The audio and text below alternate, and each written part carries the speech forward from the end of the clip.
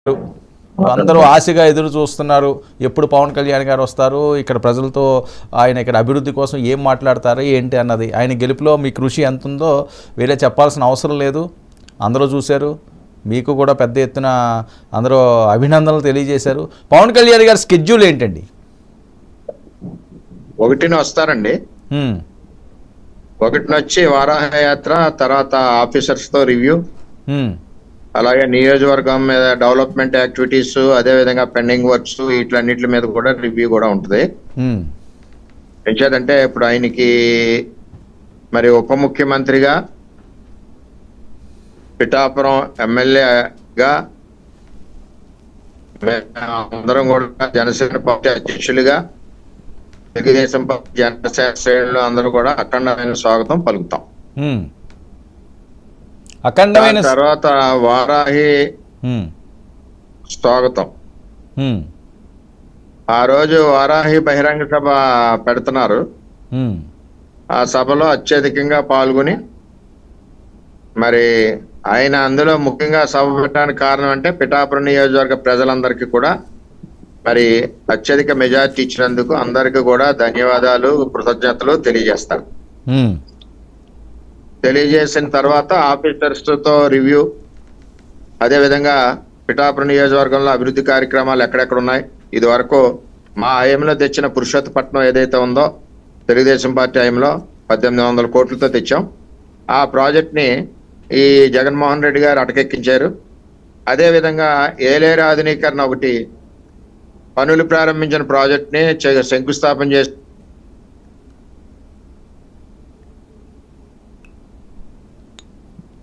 వీటన్నిటి రైతాంగానికి ఏదైతే ఉపయోగపడి ఉన్నాయో వీటన్నిటి మీద కూడా మరి రాబోయే రోజుల్లో ముందుకెళ్ళవలసిన అవసరం ఉంది. వీటి విషయాల మీద కూడా పవన్ కళ్యాణ్ గారు ఎలక్షన్ ముందు సభలో వాగ్దానం ఇవ్వడం జరిగింది. అలాగే ఇది వరకు చంద్రబాబు నాయుడు గారు వచ్చినప్పుడు, లోకేష్ గారు వచ్చినప్పుడు కూడా వాగ్దానాలు ఇవ్వడం జరిగింది. మేము కూడా ఫీల్డ్ లో తిరిగేటప్పుడు అందరికీ కూడా ఓటు అడిగి టైంలో వీటన్నిటి మీద కూడా తెలియజేయడం జరిగింది. ఆయన కూడా ఈ విషయాలన్నీ కూడా చేద్దామని చెప్పి నాతో కూడా పర్సనల్ గా చెప్పడం జరిగింది. దీంతో పాటుగా సముద్రపు మత్స్యకార గ్రామాలు ఏదైతే ఉన్నాయో దాని మీద కూడా దృష్టి పెడతామని చెప్పి మత్స్యకార సభలో పవన్ కళ్యాణ్ గారు మేము ప్రకటించడం జరిగింది. అంటే ఇవన్నీ కూడా ఒకే రోజు అయిపోతాయన్నది ఆలోచన కూడా కరెక్ట్ కాదు. ఏదైతే హామీలు ఇచ్చారో హామీల మీద దృష్టి పెట్టి అవి అమలు జరగడానికి ప్రారంభం ఈ యొక్క మరి రాకని చెప్పి కూడా నేను తెలియజేస్తాం. అదే విధంగా వాటిని ఏ విధంగా మనం చేసుకోవాల్సిన బాధ్యత ఉంది, ఎక్కడి నుంచి ఫైల్స్ మూవ్ అవ్వాలి, ప్రపోజల్స్ ఎలా పెట్టాలి, ఏ విధంగా చేయాలని చెప్పి ఇవన్నిటి మీద ఆలోచన చేసి ఫౌండేషన్ స్టార్ట్ అవుతుంది పిఠాపురం అభివృద్ధి మీద. పిఠాపురం అభివృద్ధికి అదృష్టం ఏంటంటే ఆయనకి రూరల్ డెవలప్మెంట్, అవును, మరి rural works, forest and environment, ఇవన్నీ కూడా మంచి పోర్ట్ఫోలియోలు రావడం జరిగింది. ఆయనకు వచ్చిన పోర్ట్ఫోలియో రూరల్ డెవలప్మెంట్ లో పిఠాపురానికి బ్రహ్మాండంగా ఉపయోగకరంగా ఉంటుంది. అభివృద్ధి పదంలో ముందుకెళ్లే అవకాశం ఎక్కువగా ఉంటుంది. పిఠాపురమే కాకుండా కళ్యాణ్ గారికి ఏదైతే ఇంట్రెస్ట్ అయిన సబ్జెక్ట్ తీసుకున్నారో ఈ సబ్జెక్ట్ మీద రాష్ట్ర వ్యాప్తంగా గ్రామాలు, పల్లెలు అందరూ కూడా సంతోషంగా ఉన్నారు. అటు చంద్రబాబు నాయుడు గారి పరిపాలన అవునండి, ఇటు పవన్ కళ్యాణ్ గారి పరిపాలన అవునండి, ఇద్దరు కూడా ట్రాన్స్పరెంట్ గా, నిజాయితీగా అభివృద్ధి అనే ఆలోచనతో ముందుకెళ్లి విధంగా ఉన్నారు. కాబట్టి ప్రజలందరూ కూడా ఇద్దరు నాయకుల్ని, చంద్రబాబు నాయుడు గారిని, పవన్ కళ్యాణ్ గారి మీద భారీ నమ్మకాలు పెట్టుకున్నారు. ముఖ్యంగా రాష్ట్ర వ్యాప్తంగా మంచినీళ్ళ సమస్య చూసుకుంటే ఇటు మా నియోజకవర్గం అవునండి, మత్స్యకార గ్రామాలు అవునండి, అలాగే మిగిలిన గ్రామాలు అవునండి, ఎక్కడో కూడా మంచినీళ్ళు అన్నది 5 సంవత్సరాల నుంచి సరిగా వచ్చే పరిస్థితి లేవు. అదేవిధంగా రాష్ట్ర వ్యాప్తంగా మహిళలందరూ కూడా మరి పవన్ కళ్యాణ్ గారు తిరిగినప్పుడు కూడా చాలా మంది మాకు మంచినీళ్ళు రావట్లేదని కూడా తెలియజేయడం జరిగింది. ముఖ్యంగా మంచినీటి సమస్యని ముందుగా తీర్చే ఆలోచనలో పవన్ కళ్యాణ్ గారు ఉన్నారు. అదే విధంగా రూరల్ డెవలప్మెంట్, రోడ్స్ కానీ, డ్రైన్లు కానీ రాబోయే రోజుల్లో ఏ విధంగా చేయాలని ఒక ఆలోచన. దాంట్లో భాగంగానే ఒక సిన్సియర్ ఐఏఎస్ ఆఫీసర్ని మరి అపాయింట్ చేసుకోవడం జరిగింది. అలాగే ఒక టీము, ఇప్పుడు ఏదైనా పోర్ట్ఫోలియో ఒక మా డిప్యూటీ సీఎం అయ్యాక ఆయన కూడా ఒక టీం కావాలి, మంచి టీము.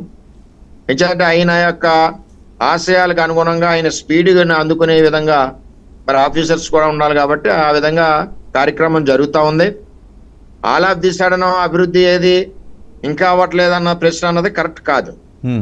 అభివృద్ధికి టీం తయారు చేసుకోవాలి, కష్టపడి పనిచేసేవాళ్ళు. అదేవిధంగా ఎక్కడెక్కడ ఏమేమి ఉన్నాయో టాప్ ప్రియారిటీ ఏది ఇవ్వాలి, సెకండ్ ప్రియారిటీ ఏది ఇవ్వాలని ఒక ఆలోచన, ఒక డిస్కషన్ జరిగిన తర్వాత రాష్ట్రంలోనే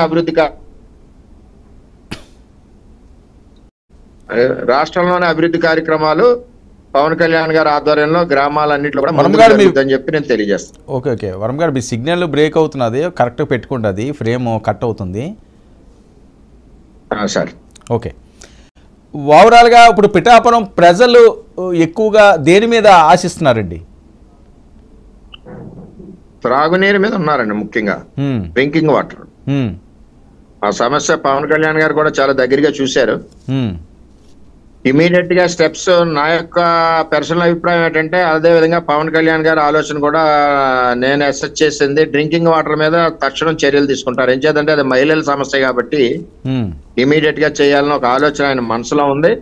ఆల్రెడీ పల్లెల అభివృద్ధి గురించి ఆయన ఈవేళ కాదు, పవన్ కళ్యాణ్ గారు నేను అనుకోవడం కొన్ని సంవత్సరాల నుంచి ఒక ఐడియాలజీతో ఉన్నారు. ఆయన మిగిలిన రాష్ట్రాల్లో ఏ విధంగా జరుగుతుంది, ఎక్కడెక్కడ ఏం జరుగుతుంది అన్న సబ్జెక్ట్ ఆయనకు ఉంది. టోటల్ గా గ్రామాలు ఏ విధంగా అభివృద్ధి చేయాలని చేత ఆ యాంగిల్లో ఆయన ముందుకి తీసుకెళ్లి గ్రామాల అభివృద్ధి అంటే ఎలా ఉంటుందని చూపించే విధంగా చేసే ఆలోచనలో ఆయన ఉన్నారు. ఓకే సార్, పవన్ కళ్యాణ్ గారు వస్తున్నారు అంటే తూర్పుగోదావరి జిల్లాకి ఒక పండగ వాతావరణం. ఎందుకంటే సంక్రాంతి ఎంత సెలబ్రేషన్లు ఉంటాయో ఆ రకంగానే ఉండే పరిస్థితి ఉంటుంది. ఆయన ఎప్పుడు వస్తారా అని వెయిట్ చేస్తున్నారు. ఆయనకి ప్రత్యేకమైన స్వాగత సత్కారాలు, ఓకే మనిషి వచ్చినప్పుడు సత్కారాలు చేయడం, స్వాగతాలు పలకడం ఎక్కువ ఉండడం, ఏంటంటే డిఫరెంట్గా వరం గారు ఆలోచిస్తున్నారా?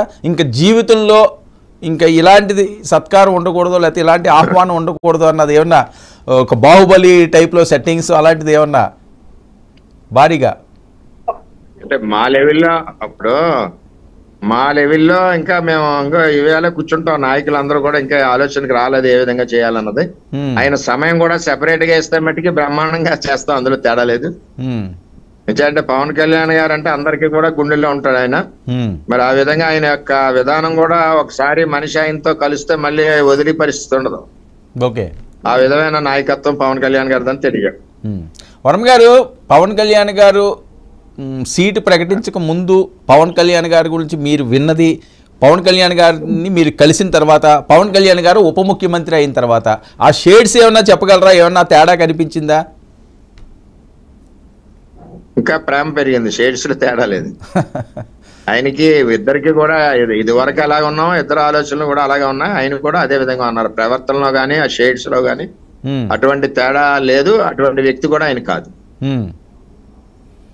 సో మీ ఫాలోవర్స్ కానీ లేకపోతే జనసేన ఫాలోవర్స్ కానీ ఏం ఆలోచిస్తున్నారండి? ఈయన 3 రోజుల పాటు అంటే చాలా ఎక్కువ సమయం కేటాయిస్తున్నట్టే. అంటే కార్యకర్తల సమావేశం ఇవన్నీ కూడా ఉంటాయి కొంచెం రేపు, కానీ రిపోర్ట్ షెడ్యూల్ కానీ రాదు క్లారిటీగా ఏమేమి చేస్తున్నారు అన్నది. అందరూ కూడా సంతోషంగా పాల్గొంటారు. ఎంచేదంటే గెలిచిన తర్వాత మొదటిసారి రావడం ఒకటి, పాల్గొనడం, ఏమన్నా సమస్యలు గ్రీవెన్స్ కూడా ఉన్నా కూడా ఆయనకి ఇవ్వడం జరుగుద్ది.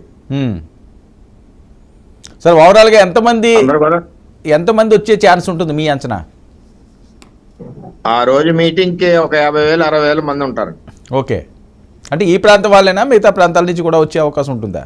మేము ఎక్కడ మాకు పిఠాపురంలో ముఖ్యంగా నేను 22 సంవత్సరాల తెలుగుదేశం పార్టీలో ఉండగా ఎన్నో పెద్ద పెద్ద మీటింగ్లు చేసాం. చంద్రబాబు నాయుడు పురుషోత్తపట్నానికి మీటింగ్ 70,000 మందితో చేసాం. సార్ మీ వాయిస్ మ్యూట్ అయింది. రాలేదు. మా నియోజకవర్గం వాళ్ళు చెప్తే బయట ప్రాంతం వాళ్ళని ఎవరన్నా కూడా ఎప్పుడు పిల్లలేదు, అవసరం కూడా మాకు లేదు. ఓకే, సో పవన్ కళ్యాణ్ గారు అనేసరికల్లా ఆ ఉత్సాహం ఉంటుంది కదా జిల్లా మొత్తం? అవునండి, జిల్లా అంతా ఉంటుంది. ఓకే, వరం గారు ఇప్పుడు ఈయన అందరినీ కూడా ఇంటరాక్ట్ అవుతారండి ఆ 3 రోజుల షెడ్యూల్లో? ఏంటి ఆ లిమిటేషన్ ఏమైనా ఉంటుందా? ఎందుకంటే చాలా మంది ఆసక్తిగా ఎదురు చూస్తుంటారు పవన్ కళ్యాణ్ గారిని కలాలను, ఆయనతో ఫోటోలు తీసుకోవాలని. లాస్ట్ టైం కూడా ఆయన చెప్పారు నేను అందరికీ ఫోటోలు ఇస్తాను అని. అంటే ఆయన ఒక ఆలోచన ఎలా ఉందంటే రేపు వచ్చిన తర్వాత ముందు అభివృద్ధి మీద ఆలోచన, దాని తర్వాత ఏరియా వైజ్ కొంత టైం పెట్టుకోవాలని ఒక ఆలోచన చేస్తున్నారు. ఓవరాల్ గా అందరినీ కలవాలని ఒక ఆలోచనతో ఆయన ఉన్నారు. ఓకే, ట్రిప్కి ఒక ఏరియా వచ్చినప్పుడు కూడా ఒక ఏరియా అలా ప్లాన్ చేసుకుని కొద్ది రోజుల్లో అందరినీ కలిసినటువంటి విధంగా ప్లానింగ్ చేస్తున్నాం అలా. ఓకే, ఇంకా కంటిన్యూగా ఆయన పిఠాపురం మీద ఫోకస్ పెడతానన్నారా? బాధ్యతలు ఏమన్నా మీకు అప్పచెప్పారా స్థానికంగా? అంటే నాకు ఏ పని అప్పి చెప్పినా చంద్రబాబు నాయుడు గారు అవనండి, పవన్ కళ్యాణ్ గారు అవనండి, ఇతర అధ్యక్షుల ఆదేశాలు శిరసావహిస్తాను. ఒకవేళ ఏంటంటే ఆయన వచ్చేటప్పుడు ఇది పనులేముంది, ఆయన చెప్తే ఏదైనా పని చెప్తే దాన్ని నేను పని చేస్తాను. అదేవిధంగా ఆయన ఎమ్మెల్యేగా ఆయన పని ఆయన చేసుకునే అవకాశం కూడా ఎక్కువగా ఉంటుంది. ఎంచేదంటే ఆయన చేయాలి కూడా అదే విధంగా. ఏదైనా వర్క్ లోడ్ ఎక్కువ ఉంటే మాకు అప్పు చెప్తే మేము కూడా షేర్ చేసుకుంటాం. ఓకే సార్, ఇప్పుడు టీడీపీ జనసేన రాష్ట్ర వ్యాప్తంగా ఆయన కూడా చూడరు. అవును సార్, టీడీపీ జనసేన మధ్య ఒక కుటుంబ వాతావరణం ఉందా? ఏమన్నా చిన్న చిన్న లోకలోకలు ఉన్నాయా? క్యాడర్ చిన్న ఉంటాయండి, చిన్న కామన్ ప్రతి ఫ్యామిలీలోనే ఉంటాయి. కానీ ఇంచుమించు కుటుంబ వాతావరణంతో వెళ్ళి తీరవలసింది ఆ పార్టీ అవనండి, మేము పార్టీ అవనండి. ఎందుకంటే ఇద్దరు కలిపి గెలిపించుకున్న కూటమి అభ్యర్థి కాబట్టి అదే విధంగా ఉంటుంది. గ్రామాల్లో చిన్న చిన్న ప్రాబ్లమ్స్ ఉన్నా మనం షార్ట్అవుట్ చేసుకోవచ్చు పెద్దలందరూ కూర్చుని. సార్, ఇప్పుడు మీ తక్షణ కర్తవ్యం ఏంటి? మీరు ఇచ్చిన హామీలు ఇవన్నీ కూడా ఆయన దృష్టికి తీసుకెళ్లారా? మీరు కూడా క్యాంపెయిన్ చేశారు కాబట్టి మీరు కొన్ని హామీలు ఇచ్చి ఉంటారు కదా? ఇచ్చాం, అవన్నీ కూడా ఇప్పుడు డిస్కషన్ లో పెడతాం. హామీలు ఉన్నాయి కొన్ని కూడా, మరి హామీలు అన్ని పూర్తి చేయబోతే మా గ్రామాల్లో మేము కూడా వెళ్ళాం కదా. ఓవరాల్ గా ఇద్దరికి కూడా బ్యాడ్ వస్తాయి. ఎలక్షన్ ముందు ఏదైతే కమిట్మెంట్స్ ఇచ్చామో ఆ కమిట్మెంట్స్ ఉంటాయి. ఆ కమిట్మెంట్స్ తో పాటు ఎలక్షన్ ముందు మనకి ఎవరైతే మనకి ఎగెనెస్ట్ గా వర్క్ చేశారో అవన్నీ డిస్కషన్లు ఉంటాయి. ఇవన్నీ చాలా ఉంటాయి. ఇవన్నీ పార్టీ పరంగా డిస్కషన్ చేసుకోవాలి, అభివృద్ధి పరంగా డిస్కషన్ చేసుకోవాలి. అల్టిమేట్ గా ఆయన దృష్టిలో పెట్టి ఆయన ఏ విధంగా డెసిషన్ తీసుకుంటే ఆ విధంగా ముందుకెళ్లాలని ఆలోచన చేస్తాం. ఓకే, వాటర్ సమస్య కాకుండా పిఠాపురం ఇది కళ, పిఠాపురం ప్రజలందరూ కూడా ఇది వస్తే మా జీవితాలకి చాలురా అనుకునేది ఏమైనా ఉన్నదండి? బలమైన కోరికలు వాళ్ళకి నియోజకవర్గంలో అంటే ఆయన దృష్టిలో ఒకటి టెంపుల్ టూరిజం చేయాలని పవన్ కళ్యాణ్ గారికి పర్సనల్ గా ఉంది, సర్క్యూట్ చేయాలని. మా దృష్టిలో మాకేంటంటే పురుషోత్తపట్నం ప్రాజెక్ట్ ని కంటిన్యూ చేయాలని. ఇది వరకు కంటిన్యూ ఒక 5 సంవత్సరాలు పండించాం ఆ ప్రాజెక్ట్ తో. నా హయాంలోనే 1800 కోట్లతో చంద్రబాబు నాయుడు గారు ఇచ్చారు ఆ ప్రాజెక్టు. వీళ్ళు ఆపేశారు. దానికి అడ్డిల్స్ ఏమున్నాయో అడ్డిల్స్ తొలగించి మనం ఆ ప్రాజెక్ట్ ని ముందుకు తీసుకెళ్ళాలి. సార్, ఇప్పుడు అభివృద్ధి అనే అంశం మీరు ఇచ్చిన హామీలు అంటే మీరు సీనియర్ పొలిటీషియన్ కాబట్టి వరం గారు స్ట్రైట్గా ఎంత ఫండ్స్ రిలీజ్ అయితే ఇక్కడ అనుకున్నట్లుగా అది సంవత్సరం అవనివ్వండి, 2 సంవత్సరాలు అవనివ్వండి, లేకపోతే 5 సంవత్సరాల పీరియడ్ అవనివ్వండి, ఎంత ఎస్టిమేషన్ రఫ్గా చెప్పగలరా? మీరు ఒక పురుషోత్తపట్నానికి 1800 కోట్లు అంటున్నారు. అవి పబ్లిక్ గా చెప్పకూడదు, జనరల్ గానండి. మామూలుగా ఎంత ఉంటుందని ఇప్పుడు 1800 కోట్లు మీకు ఈ 5 సంవత్సరాల్లో ఒక 400 కోట్లు అవసరం అవుతుంది. 400-500 కోట్లు కాదు, పురుషోత్తపురానికే 1800 కోట్లు అంటున్నారు. ఇంక దానికి ఇంకేం అవసరం లేదా? 1800 కోట్లతో మేము తెచ్చాం. ప్రాజెక్ట్ మన ఎగ్జిక్యూషన్ అయిపోయింది. అది ఆల్రెడీ 5 సంవత్సరాలు పనిచేసింది. ఓకే, ఓన్లీ చంద్రబాబు నాయుడు గారు నేను తెచ్చిన ప్రాజెక్ట్ మూలాన్ని దాన్ని వైసీపీ వాళ్ళు ఆపేశారు 5 years నుంచి.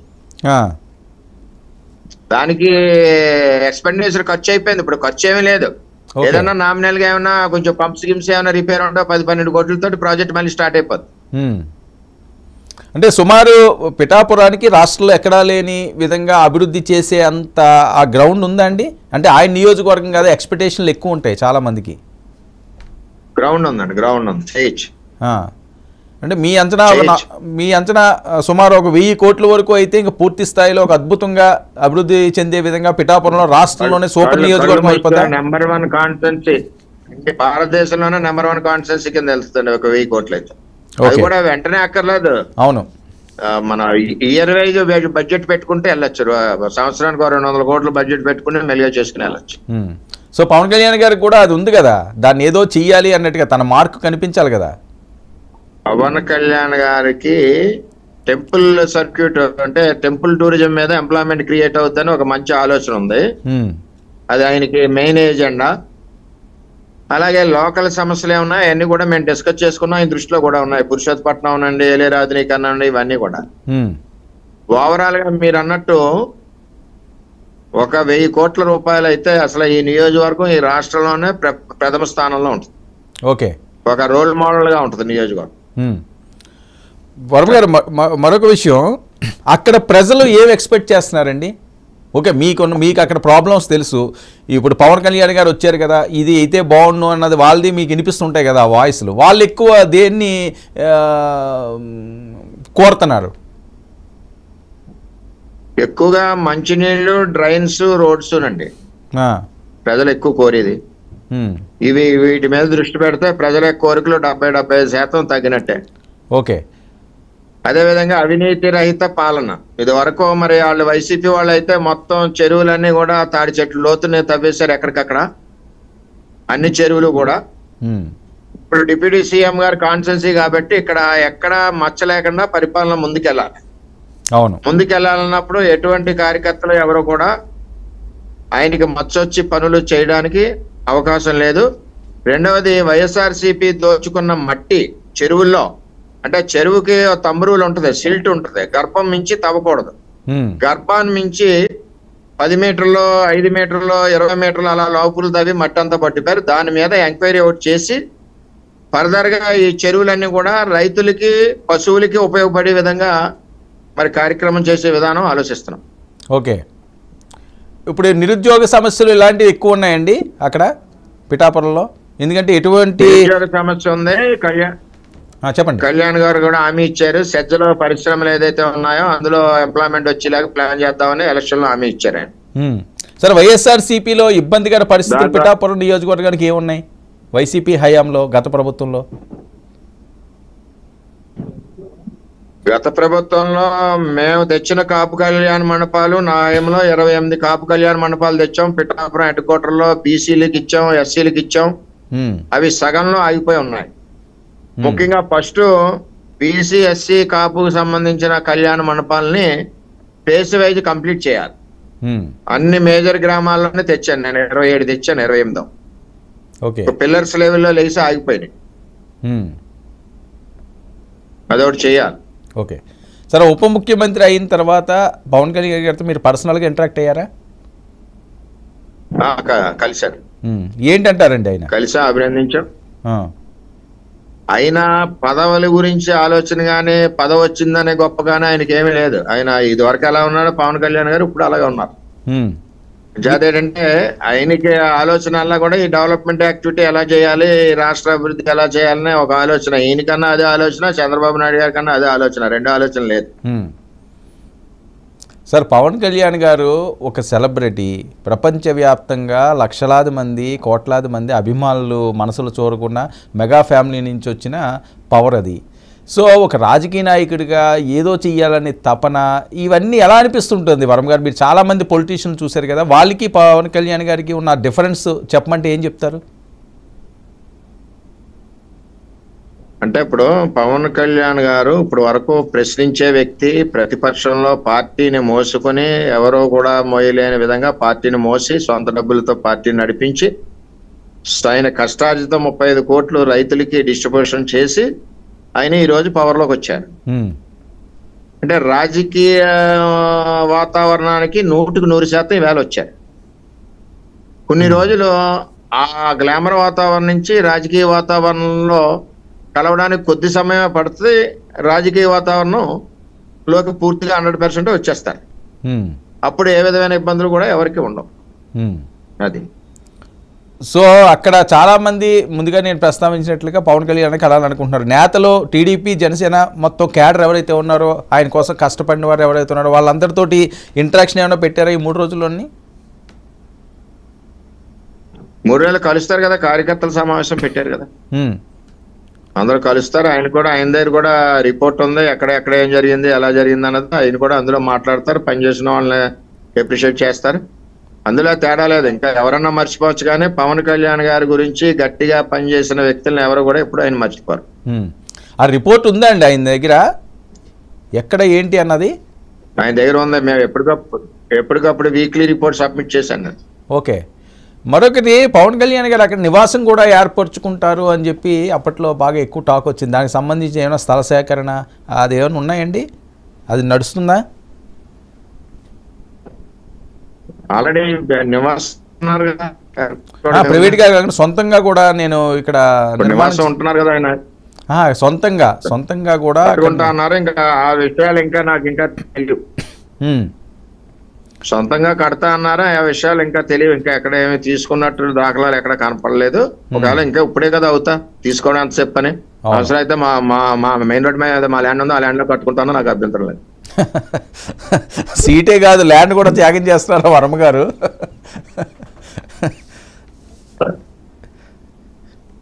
సీటే కాకుండా ల్యాండ్ కూడా సిద్ధమా ఇచ్చేయడానికి? ఏముంది మరి, మా నాయకుడిగా మా అధ్యక్షుడు కదా, మరి అధ్యక్షుడు అయినప్పుడు మరి మాత్రం షెల్టర్ ఇవ్వాలి కదా మేము. సార్ మీ మీ మీ భవిష్యత్తు ఏంటండి? ఏమన్నా క్లారిటీ వచ్చిందా, ఇంకా టైం ఉందా? నా భవిష్యత్తు చంద్రబాబు నాయుడు గారు, పవన్ కళ్యాణ్ గారు ఏ విధంగా ఆదేశిస్తే ఆ విధంగా నేను ముందుకు వెళ్తాను. అదే మా భవిష్యత్తు. అంటే మీ క్యాడర్ కూడా కొద్దిగా ఏంటి వర్మ గారు ఏంటి అన్నది ఉంటుంది కదా? ఉంటుంది, ఆ ఒత్తిడి కూడా ఉంది, లేదని అన్నాను నేను. ఆ ఒత్తిడి కూడా ఉంది సార్. ఎక్కడ అవినీతి లేకుండా, ఇబ్బందులు లేకుండా పిఠాపురం నియోజకవర్గం అభివృద్ధి నడిచే పరిస్థితి ఉంటుందా? ఎందుకంటే చాలా మంది అవినీతి అధికారులు అంటారు, గతం నుంచి వాళ్ళు ఉన్నారంటారు, వాళ్ళందరూ 100% అదే విధంగా నడిపిస్తాం. ఎక్కడ ఏ విధమైన అవినీతి కార్యక్రమాలు అన్నది ఏ పార్టీ, మా పార్టీ కానీ జనసేన పార్టీ కానీ ఇరువురు కార్యకర్తలు కానీ నాయకులు కానీ ఎక్కడ కూడా ఆ జోలికి వెళ్ళరు. గతంలో మరి పూర్తి స్థాయిలో అవినీతి అంటారు, ప్రతి నియోజకవర్గంలో పోలీస్ శాఖ కానీ రెవెన్యూ కానీ ఇష్టం వచ్చినట్టుగా చేశారంటారు. మరి వాళ్ళందరూ ట్రాన్స్ఫర్లు అయిపోయినాయండి, ఇంకా ఉన్నారా? ఇంకా లేదండి, వ్యవస్థ పైనుంచి స్టార్ట్ అవుతుంది కదా, హెచ్ఓడి నుంచి స్టార్ట్ అవుతుంది, కిందకి వచ్చేసరికి ఇంకో 15-20 రోజులు పడుతుంది. ఇప్పుడు వాళ్ళందరూ సెట్ అయ్యారా? ఎక్కడైనా అవినీతి అధికారులు ఉంటే వర్మ గారు మీ నోటీసులో ఉన్నంత వరకు భయంతో ఉన్నారు, భయంతో క్రమశిక్షణ తోటి ఉన్నారు. ఉన్న టైంలో ఉన్న అధికారులందరూ కూడా చాలా మట్టుకు జీరో బేస్ ట్రాన్స్ఫర్ లో చేయాలి కదా, చేస్తారు. ఆ లిస్ట్ అంతా రెడీగా ఉందా అండి? పవన్ కళ్యాణ్ ఎవరిని పంపించాలి, ఉందండి, ఉంది. సో మొత్తం అంతా ప్రక్షాళన జరుగుతుందా?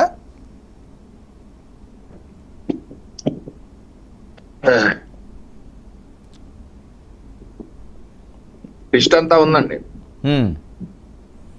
అంటే ప్రధానంగా ఏ డిపార్ట్మెంట్ లో ఎక్కువ అవినీతి జరిగింది వర్మ గారు? పిఠాపురంలో ఏ డిపార్ట్మెంట్ లో ఎక్కువ అవినీతి జరిగింది మీ అబ్జర్వేషన్ లో?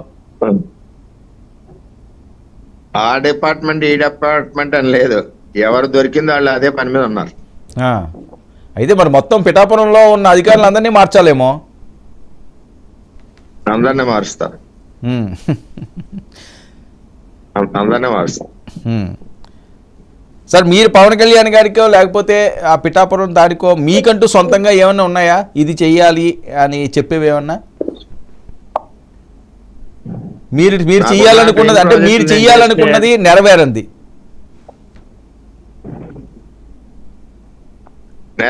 ఉంది. అది ఏంటది, తీర ప్రాంత కోత నుంచి ప్రొటెక్ట్ చేయడం, ఉప్పాడ, అమీనాబాద్, మూలపేట, కోనపేట వరకు అది సముద్ర కోత నుంచి ప్రొటెక్షన్ వాళ్ళు కట్టాలి, జియో ట్యూబ్ అంటారు. అది సెంట్రల్ గవర్నమెంట్ అండర్ లో ఉంటుంది. మరి పవన్ సార్ మీ వాయిస్ మ్యూట్ అయింది, ఒకసారి చెక్ చేయండి. ఎట్టి పరిస్థితుల్లో బడ్జెట్ వస్తుంది. సరే, ఎంత దానికి ఎంత అండి ఎక్స్పెక్టేషన్? దానికి ఎన్ని కోట్లు కావాలి? దానికైతే 700-800 కోట్లు అవుతుందండి. ఓకే, గతంలో ఏమన్నా ప్రపోజల్ పెట్టారా?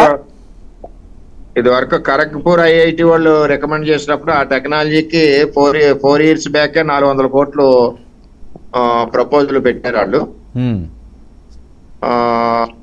ఇప్పుడైతే అది మరి నేను అనుకోవడం 700-800 కోట్లు అవుద్ది. ఓకే, అయితే